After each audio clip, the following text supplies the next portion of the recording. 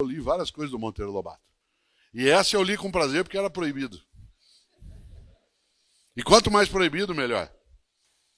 O Monteiro Lobato foi censurado porque, acusado de comunista, não podia ser lido por...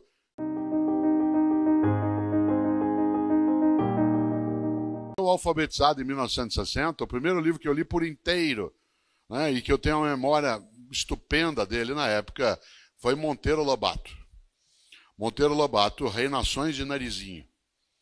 Em 1960 eu fui alfabetizado e aí eu li Reinações de Narizinho do Monteiro Lobato, com todas aquelas histórias maravilhosas sobre o sítio do Pica-Pau Amarelo e todas as outras coisas que povoam a minha memória até hoje. Mas eu vou contar uma coisa aqui, que quem nos vê agora na transmissão ao vivo e também é aqui presente, talvez não imagine. Quando eu li Monteiro Lobato, em 1960, ele era um livro proibido pela Igreja Católica. Quem aqui tem formação católica talvez saiba que, e a minha família é de formação católica, e eu também, havia na Igreja Católica um índice de livros proibidos. Isto é, um índice de obras que as pessoas católicas não deveriam ler, porque marcadas por algum tipo de não recomendação. Esse livro, para usar uma expressão e parecer que eu sei latim, chamava Index Librorum Prohibitorum. Não é tão difícil imaginar, até você inventaria isso como se não fosse latim. Index Librorum Prohibitorum. Monteiro Lobato estava nesse livro. Isto é, nesse índice de proibidos estava Monteiro Lobato. Por várias razões. A primeira delas porque ele construiu um mundo de fantasia. E de acordo com a Igreja Católica da época, não agora, essa fantasia poderia distorcer a cabeça da criança. Olha que coisa atual. Essa fantasia podia fazer com que ela pensasse o que não deveria, isto é, viajasse a cabeça, acolhesse uma boneca que falava, dialogasse com um sabugo de milho, conversasse com um porco, Marquês de Rabicó. Parênteses, mais tarde essa obra foi passada para a TV, o Sítio do Pica-Pau Amarelo. E durante um período ditatorial, no Brasil não tão distante, várias das partes dessa obra foram censuradas no programa de TV. Entre elas porque há momentos na história em que ela encontra Peter Pan, encontra a fada Sininho, e a fada Sininho ela conseguia voar usando um pozinho que ela jogava nas asas. E na interpretação da censura, esse pozinho sugeria outro pozinho.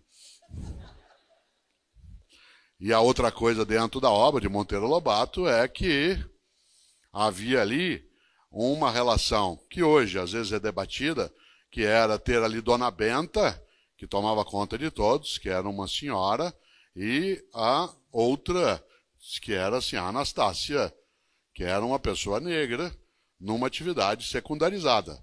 Mas uma pessoa negra que, naquela obra de Monteiro Lobato, no contexto da época, numa postura ainda secundária, ela discutia com Dona Benta, ela falava, e de acordo com a censura, nos anos 1970, essa discussão entre uma mulher branca, que era Dona Benta, e uma mulher negra, que era assim, a Anastácia, podia sugerir algo que no Brasil, segundo eles, não existia, que era racismo. É interessante. No entanto, li eu essa obra várias vezes. Eu li várias coisas do Monteiro Lobato. E essa eu li com prazer porque era proibido. E quanto mais proibido, melhor. Eu nunca esqueço, fazendo um parênteses dentro do parênteses, um dia eu estava lendo uma obra do Stendhal. Né? O Stendhal tem várias coisas magníficas na literatura, a Cartucha de Parma, né? O Vermelho e o Negro, mas ele tem uma descrição de uma cena numa obra que você vai entender, é gostoso demais. Né? A cena é uma princesa no alto de um castelo, na torre, numa noite de um calor insuportável, a princesa está tomando um sorvete delicioso. E aí a personagem, feita pela princesa, diz assim, pena que não é pecado. Olha que coisa deliciosa. Se aquele sorvete, além de tudo, fosse pecado, ia ser muito melhor naquele calor, naquele horário, naquele momento. A literatura faz isso com a gente, na filosofia, na ciência, na arte.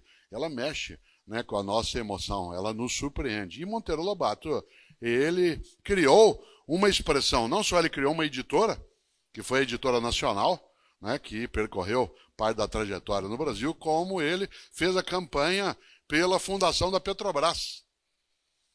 E por que ele defendia que o petróleo fosse nosso, isto é, que a gente não entregasse um recurso natural como o petróleo para outros países, outros que o explorassem, ele defendia a campanha feita no Brasil nos anos 1940, que era o petróleo é nosso. E porque ele defendia isso, ele foi acusado de comunista. E é claro, não só ele não era comunista, como essa ideia não era uma ideia comunista. Aliás, uma parte do pensamento militar brasileiro tradicional, de base positivista, republicana, vem desde Benjamin Constant e outros aqui no Brasil, defende, né, a ideia da posse por parte do poder público, em nome da população, daquilo que são os recursos naturais. Mas ele, o Monteiro Lobato, foi censurado porque acusado de comunista não podia ser lido por católicos. A acusação de alguém ser comunista, ela é muito comum até hoje. Ela persiste como se isso fosse uma chaga que a pessoa não pudesse pensar como ela é, o jeito que ela imagina. Interessante. O Monteiro Lobato, mais tarde, esse índex foi desmontado e ele dali saiu. E eu conto essa história porque, sobre o Monteiro Lobato, eu tenho um relato que eu gosto de lembrar. Tem a ver com leitura, tem a ver com livro, tem a ver com o fato de que o Monteiro Lobato não só fundou uma editora, né, como ele criou um lema, que é uma frase que circula pelo país todo, que, aliás, deveria ser retomada agora, que é: um país se faz com homens e livros. Claro que a expressão, na época, usava homem no sentido de humanidade, né, de seres humanos. Mas a frase é dos anos 1940, tem que ser olhada no seu tempo. E a frase dele, repito, é: um país se faz com homens e livros. Aliás, uma frase bem atual, né, para também os nossos momentos. E é curioso porque eu fui secretário de Educação na cidade de São Paulo, e no ano de 1991, eu fui visitar uma escola na periferia de São Paulo, que tinha, durante o dia, turmas regulares de ensino fundamental, e à noite, no horário noturno, nessa escola, numa área bem distante da área central da cidade, funcionava uma escola de educação de jovens e adultos, num projeto criado pelo professor Paulo Freire, que foi o secretário antes de mim, chamado MOVA, que era o Movimento de Alfabetização de Jovens e Adultos. Esse MOVA, que existe em vários locais no Brasil, existe ainda, mesmo depois de mais de 25 anos, né, em várias regiões, ele fazia educação de jovens e adultos. Quando eu cheguei na escola, era de manhã, eu vi um casal de idosos cuidando do jardim. Cuidando do jardim. Cuidando das flores, das coisas. E eu cheguei para eles e falei assim: vocês estão cuidando do jardim? Vocês trabalham aqui? Achei estranho porque parecia... Eu não sabia a idade naquela hora, mas pareciam bem idosos. E eles disseram não. Falei: como é que vocês chamam? Falei: nós somos casados. Eu me chamo João e ela se chama Maria. Nossa, parecia uma história, João e Maria.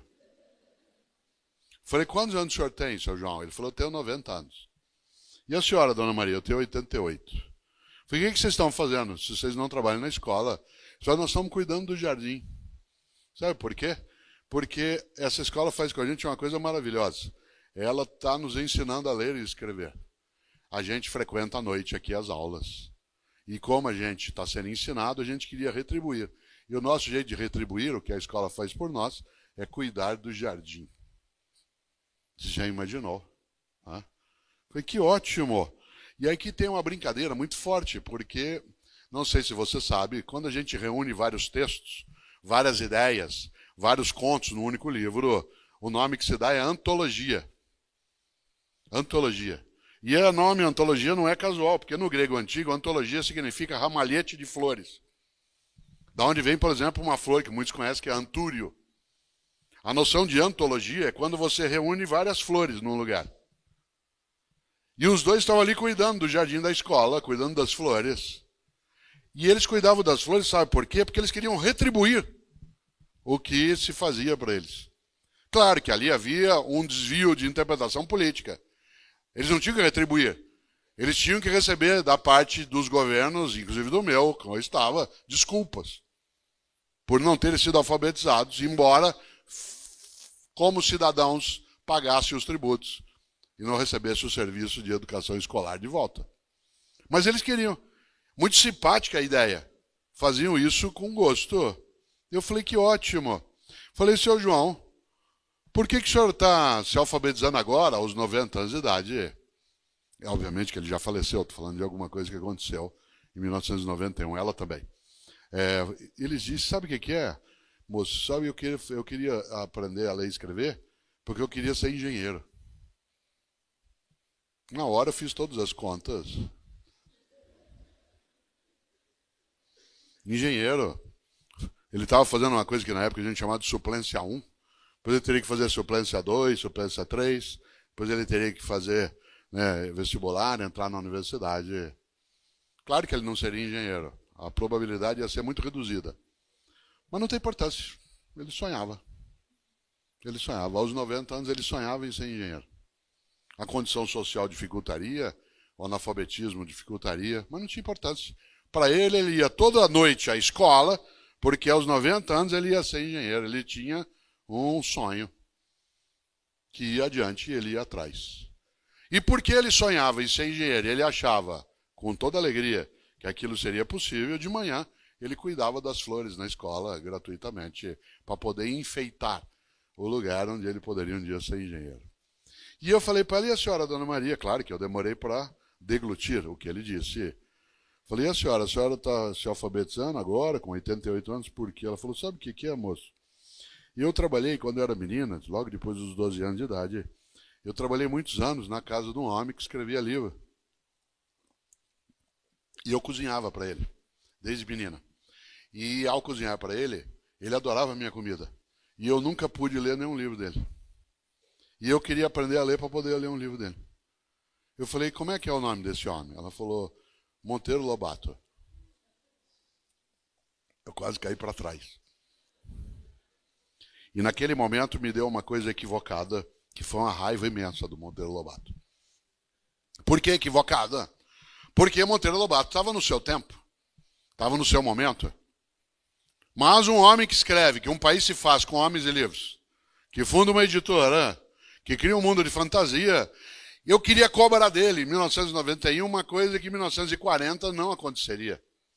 Seria uma coisa que eu dizer, né, que Aristóteles era machista, porque lá na sua obra política, há 2.500 anos, ele diz que as fêmeas sempre são secundárias. Eu não posso dizer agora que Aristóteles é machista. Eu posso dizer de mim, se eu falar isso, que eu sou machista. Mas não posso dizer isso do Aristóteles. O pensamento dele está numa outra época. Eu demorei para engolir direito a história de que o Monteiro Lobato havia feito isso.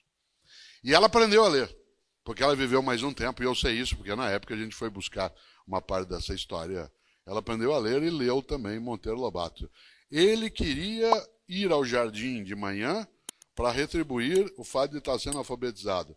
Ela queria aprender a ler para poder ler os livros do homem para o qual ela cozinhava, porque ele gostava da comida. Cada um tem seus motivos na literatura, na escrita. Há pessoas que escrevem para falar com os outros, há pessoas que escrevem para falar consigo mesmo.